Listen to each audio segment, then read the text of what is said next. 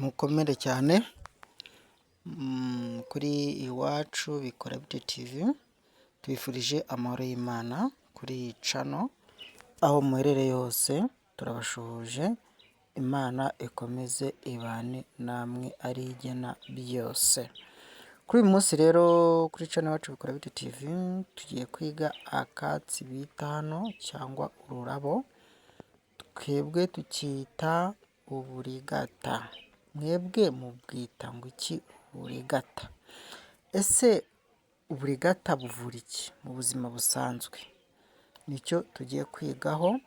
Hariho abantu babana mu ngo bari bazima, babanye neza, babanye n'imiryango, babanye n'inshuti neza, mu kazi nta kibazo, ariko iminsi yatangira kugiza ugatangira ukajya wangwa mu rugo iwawe, mu baturanyi, mu babyeyi, mu miryango, mbese ugasanga ufite icyo bita umwange. Ese ibyo bintu biravurwa bigakira? Birashoboka, birakira pe, ariko biterwa n'iki? Tujye tubanza twige iyo mpamvu n'ibitera, noneho twige n'umuti wabyo, nimba uyizi cyangwa uzi umuntu uzi neza wakoresha uyu muti tugiye kwiga. Uburigata rero ni akatsi keza gakunda kuba hafi y'ingo zacu, bakunda no kugatera ari nk'indabo, kagira utubabi dutoya n'izindi ndabo zigiye gusa umuhondo, niko gakoze. Uburigata rero bushobora kubaka ingo zitazisenyuka, uburigata bushobora kubaka kwa kundi wangwa n'abantu bakakugarurira icyizere, aho hanze muri ya miti twagiye twiga yose. Rero hari ukuntu abantu kino gihe tugiye guhera ku bantu basenga, ni beza pe, natwe turabikora, ariko nimba hari umuntu uguhanuriye nawe ugira amakenga. Tuzi impamvu mbivuze, hariho abantu benshi basengerwa mu ngo zabo, ukabana n'abanyamasengesho pe, baradufasha mu buzima busanzwe, ndabashimiye aho muherereye hose, ariko ujye umenya ko harimo n'abavangirwa. Nimba ubana na papa wawe na mama wawe, ugasanga mwarakubwiye ngo mama wawe arakwanga, kandi niwe wakubyaye, ugasanga umuvandimwe wawe runaka, musaza wawe, murumuna wawe, ngo ashatse kukuroga, ngo ashatse kukujyana ikuzimu kugira ngo ubone ubutunzi, cyangwa ngo abone ubutunzi. Mujye mugira amakenga. Uwo muvandimwe mwabanaga neza, ariko urumva ko hajemo kidobye. Icyo gihe uzatangira kwanga abavandimwe bawe, umukoresha wawe ngo ajye ikuzimu, ngo buriya ngo nureba nabi ngo nawe azakujyanayo. Agukuye ku mukati, akazi urakaretse kandi wifitiye akazi. Ugasanga ngo umuturanyi muturanye niwe uri kukugirira nabi. Nk'urugero, ushobora gutura nk'ahantu harimo umugina, kandi muzi ko inzoka zikunda kwibera mu migina gutyo, umuntu akavuga ngo urebye uriya rugo rwawe hakunda kuzamo inzoka cyane. Izo nzoka rero nizo akohereza. Ntukeke ko n'ibyo bintu ashobora ko yaragusuye iwawe, yarakwitegereje neza, akaba afite amakuru n'ibindi byose, akavuga ko hari umuntu uyikohereza.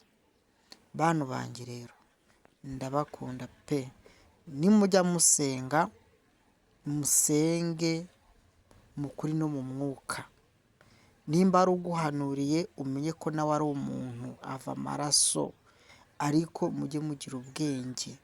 Nimba dukeneye amakuru, ni ngombwa ko tuyashaka tugasenga pe, ariko tujya tugira gute? Tugira amakenga.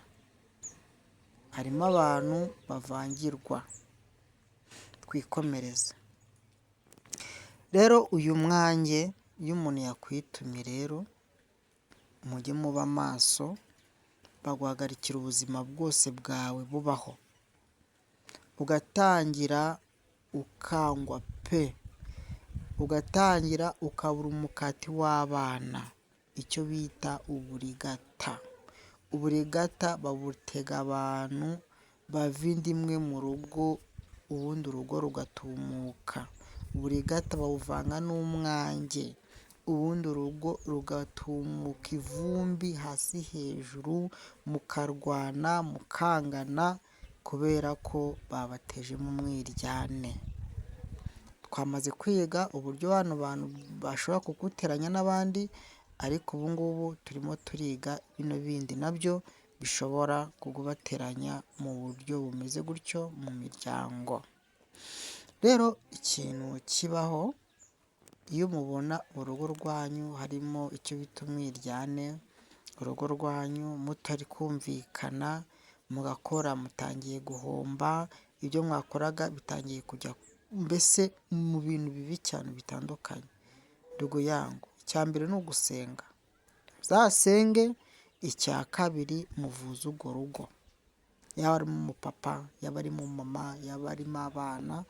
Ibi bintu turabibabwiye, niba uzagira ikibazo muri ubwo buryo uzagire gute, uzihangane wivuze kuko biravurwa bigakira, Imana igaca inzira. Dufitemo n'abandi rero barara bahangayitse, ariko reka manze mbigishe uko uyu muti uzakoreshwa rero muri abo bantu bafite guhangayika gutyo. Uzafata buno bibabi by'uburigata, nurangiza ushake n'inyabarasanya. Numara gufata inyabarasanya hari utayizi se? Bino bishokoro bifata umuntu, mwongeremo icyo bita umuhurura, mukubitemo n'umubwirwa, ubundi mutere mu rugo umuntu aryeho. Ubikora guhera ku munsi umwe kugeza ku minsi 7, ntabwo ubikora umunsi umwe, kuko uwaba warabikoze ni umuhanga, aba azi n'uburyo muzivuza. Ni gutyo uwo muti ukoreshwa. Ubitse ari agafu biba byiza. Nimba uyu muti utawubona, hamagara, nomero zacu ziba ziriho tugufashe. Imana ikomeze ibane namwe. Rero kuri ba bantu barara bahangayitse, bumva ari ibintu bigwa ku mazu, hejuru y'inzu, ibyo bigendagenda mu mbuga, mbese umuntu yarakuzonze ucuragura, wayikoresha ute rero? Buno burigata rero ikintu bakunda gukoresha, ufata umuzi w'umuhanga, ugafata n'umuzi w'uburigata, ugashaka insina y'inyarwanda, bita ngo ni insina y'inyarwanda nyine, kino mukashi. Ufata umuzi wabyo ukabyanika nijoro, ukajya ubitwika mu nzu, mufata imbabura y'amakara bagiye kumena, ukajya ubitwikira mu nzu uvanzemo n'umunyu turya, atari umunyu w'inyanja. Njye sinkunda umunyu w'inyanja, njye nkunda umunyu turya. Ukajya muvangiramo, mukajya mutwika ryavu, mukajya murimena nijoro cyangwa mugiye kuryama, cyangwa mu gitondo kare mugategura izo nzira. Bikoreshwa ku munsi umwe kugeza ku minsi 14, ntago ubikora umunsi umwe. Uburigata buvura aho bita mu kameme, bifata no mu mugongo inyuma. Abantu bafite ikibazo cyo kuribwa haruguru y'igifu gatoya, bikaribwa n'inyuma, abantu bakavuga ngo ni kwa muganga, ushobora kujya bakakubwira ngo ni aside y'igifu, ariko kara kameme abantu baturwayeho barabizi, kararyana kuri rwa rugo rwo hejuru, ushobora no kuraga pe. Ufata rero bino burigata bwako, warangiza ugakoramo agafu uvanzemo n'igicumucumu n'agaperi, ukajya ushyira nko mu cyayi ufashe agafu gake cyane cyangwa mu gakoma, uko ugenda ubikoresha bigenda byo ubikoresha guhera ku munsi umwe kugeza ku minsi 4, byo gukira nabonye byihuta cyane kurusha ibindi byose. Nimba uri umusore utarashatse, nimba uri umukobwa utarashatse, uyu muti nawe wazagufasha mu buryo bwo kwivuza. Wafata uburigata ukongeramo umuguruka n'umukunde ukajya ukarabaho cyangwa ukisigaho. Nimba utabibona rero waduhamagara kuri nomero yacu, iraboneka cyane tukagufasha. Iwacu ni mu Rwanda niho dukorera, ariko no hanze ushaka umuti wacu waduhamagara 0722 iyo nomero izagufasha ku bibazo waba ufite byose. Imana ibarinde. Ciao.